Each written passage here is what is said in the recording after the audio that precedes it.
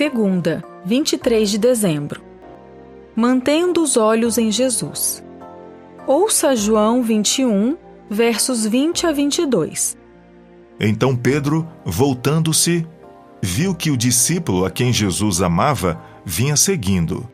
Era o mesmo que na ceia havia se reclinado sobre o peito de Jesus para perguntar: Senhor, quem é o traidor? Ao vê-lo, Pedro perguntou a Jesus: Senhor, e quanto a este? Jesus respondeu: Se eu quero que ele permaneça até que eu venha, o que você tem com isso? Quanto a você, siga-me. Pergunta 2. Que pergunta de Pedro surgiu de um entendimento equivocado e como Jesus o corrigiu?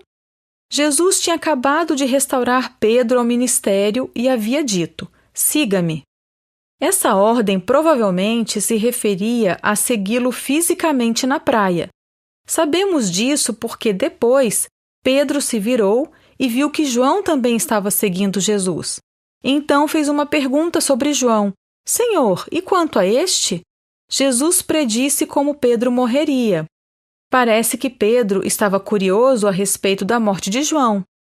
Jesus redireciona a atenção do discípulo para uma questão mais importante: seguir a Cristo sem se preocupar com o que aconteceria com o outro. Ouça João 21, versos 23 a 25. Então se espalhou entre os irmãos a notícia de que aquele discípulo não morreria.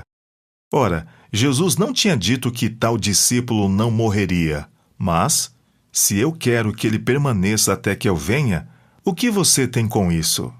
Este é o discípulo que dá testemunho a respeito destas coisas e que as escreveu. E sabemos que o seu testemunho é verdadeiro. Há, porém, ainda muitas outras coisas que Jesus fez. Se todas elas fossem relatadas uma por uma, penso que nem no mundo inteiro caberiam os livros que seriam escritos. Pergunta 3.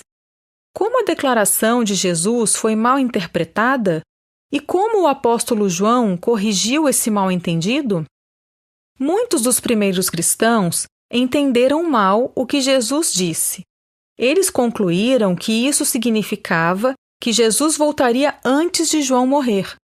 À medida que João envelhecia, haveria uma crise se ele morresse, o que aconteceu, e Jesus não tivesse retornado. João corrigiu esse equívoco, indicando que Jesus expressou uma hipótese quanto à sua vontade, em vez de fazer uma profecia sobre o que realmente aconteceria. A atitude de colocar o foco em Jesus, em vez de em outras pessoas, é uma das ideias mais importantes do restante da lição desta semana. Jesus, e somente Ele, é o nosso Salvador. As pessoas inevitavelmente irão nos desapontar e até nos magoar e ferir.